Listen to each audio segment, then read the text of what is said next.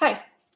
So today we are talking about strategies 13 and 14, referring to the targeted parent by first name and referring to the step parent as mom or dad.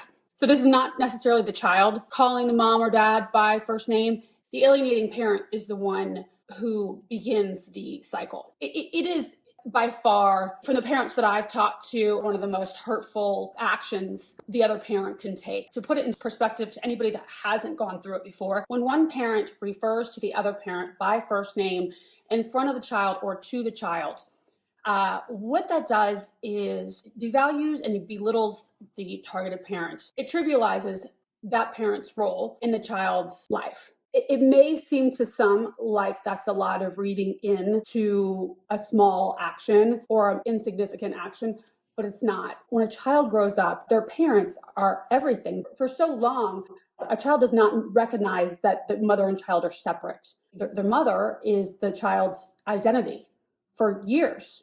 And it's the same thing with the father, too. So the mother and father role is obviously super important. Keeping that role intact for as long as possible for a child is so detrimental to their growth. When the other parent does something like call the targeted parent anything other than mom or dad, it teaches the child that that is what is appropriate and that is what is expected of the child. This one, to me, or these two rather, were probably the most hurtful, below the belt actions that they could have taken. My daughter's father and I split when my daughter was 15 months old. I thought that us splitting up this early would actually be a good thing. And for some reasons it was. But because we broke up so early, the alienation started pretty much from the get-go there. Knowing the behaviors that I've witnessed over the past 12 years or so, it's fair to say that the now wife does not want my name mentioned in the house. My daughter learns that it was not okay to refer to me by any endearing term, let alone the grand poobah of all terms being mommy or mom. So, and it came out in court that they didn't hide it. They had no qualms with being completely honest about the fact that they do not refer to me in that house as Scarlett's mom. They only refer to me by my first name or by the lady, is what my daughter has told me. I remember her being about 3.5 years old and telling me that she was to call her stepmother by mom or mommy. And I just remember being in the car, I remember which stoplight we were at, and my whole body having a reaction to it on the inside, of course. And boy, you know, there have been some awful things that have happened, unnecessary trips to jail due to their false accusations. I've had rumors spread, just been harassed every which way from Sunday. My daughter coming home with her bangs cut by this other lady. You know, I've had all of that stuff happen, and boy, did it piss me off, right? But nothing pissed me off more than somebody else asking my child to call them my name. It is the single most untactful, wicked, nasty thing that you could do. And I thought at first that I said, this person must not have kids of her own, because a mom knows what that is. That boundary crossed is just a no. I don't care how mad you are at somebody, right? Or how much you don't like somebody or how threatened or whatever it is. It doesn't matter. It's just one of those lines you don't cross.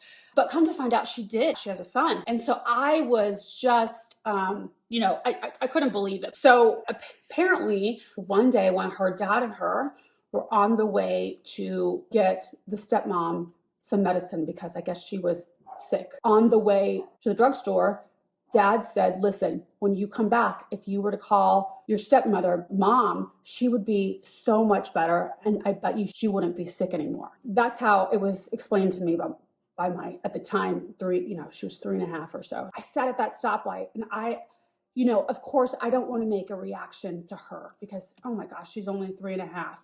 But I was steaming angry at the fact that he would do it. And I know that there are suggestions out there to go to the other parent in front of your child. I mean, this is definitely, I think it's a viable option for a lot of you out there to say, listen, from what I'm understanding, you're referring to me by my first name, and our child is to refer to stepmom or dad by my term of endearment. I would ask you to please stop and please call the stepmom or stepdad by another endearing name, but I am their only mom or only dad, right? That's how you're supposed to, that's what all the professionals say. Like I've said in all my other videos, is to confront in a way that's direct, but not pointing fingers, right, about it. And I do believe that that could work with the parent that is not meaning to exert their will or exercise these behaviors in order to alienate your child.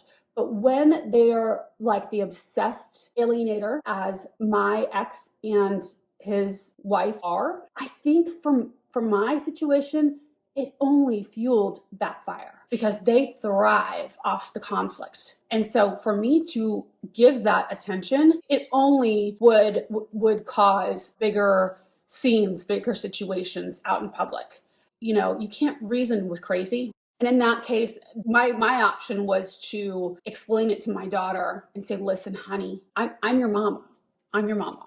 And then I had to trust that I have raised her in such a way that she would know what her identity is and who she was as a person and who her mom was, right? I don't care what age a child is. I don't believe that they ever, I won't resign to thinking that my child would truly believe that somebody else was their true parent. But I remember too, I may have talked about this in another video, but I would go to meet the teacher nights and I would say, hi, this is my daughter, I'm her mom. And they would stop and then look at me and then look at my daughter and they'd be like, I just met her mom. And, they had this confused look. This happened twice. I just met her mom, and looking at her and then looking at the paper and looking at me. And I was like, yeah, of course you did. That would be her stepmother. Stepmom would never even think to tell the teacher, I'm the stepmom. This could get confusing. Clearly the teacher is going to see that there is this family dynamic, right? I don't know why.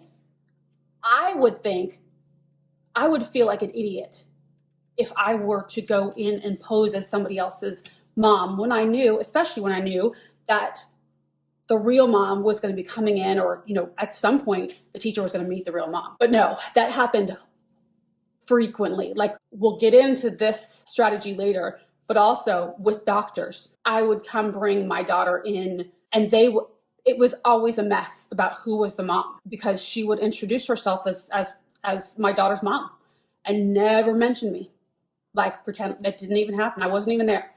Also, another thing, if you're at a different point in it, or you're not in the exact same situation as I am, if you guys are on the phone, you're on the phone with your child, and your child, you guys are discussing plans that you're, getting ready to do for the next week or whatever it is, and your child doesn't call you by mom or dad, but calls you by your first name to your ex, obviously that's a pretty good tip off right there. If you notice also your ex speaking to you on the phone in front of child and still, calling you by first name, you'll, if you're in a situation like mine, it's going to be pretty darn obvious. And if you are in a situation, that is extreme or maybe more extreme than mine, my heart goes out to you. I had to do a lot of thought work, mindset work around it, a lot of it, to get myself right with who I am as a mother and who I am to my daughter, so that their actions and their words didn't have the control over me that they had, because I was a prisoner in my own body because of all of their alienating tactics, but especially this one. It just drove me crazy that somebody would be so cruel and dismissive of my role in my child's life. So my heart goes out to you. And what I say to you is, aside from doing the confrontation and doing all of that, yes, you can do that. But if you're, like I said, if you're in an extreme situation, like for me, I just encourage you to either, if you haven't gone through therapy, I think for me, it's a mandatory. So going through therapy, and if you've already been through a ton of it and you just can't take that anymore, and this is still like eating you alive, getting some coaching, getting somebody that's experienced in the grief work, experienced in maybe has been alienated themselves, and can walk you through the mindset work that you need to do in order to take back control and like step out of the victim role, right? Because it's how can you not feel like a victim with such a tragedy going on, right? With such an offense happening on the regular basis, right? So the thing is that we're in that role, we have no control. All the control is in their hands, right? And so the mindset work to be okay with who you are as a parent, as a mom or dad, and as a person yourself and your value and your worth, it's the key to your sanity. So it's probably some different advice, but I think with all of this, I think that's the only answer. That was the answer for me. And it just so happens that I'm a coach and have changed my entire trajectory, my entire career path to help people like me and you and whoever may be going through this, because we don't have to suffer. And the way that we end the suffering is all up here, and how we process, how we think about the things that are happening outside of us, right? So you can message me at any time if you would like a free session. We could do a discovery session and see where you're at. I can walk you through some simple mindset exercises that can help you on the daily so that you can sort of reset your brain each day, maybe sometimes each moment. A few simple exercises that you can just take with you. That's just a free session.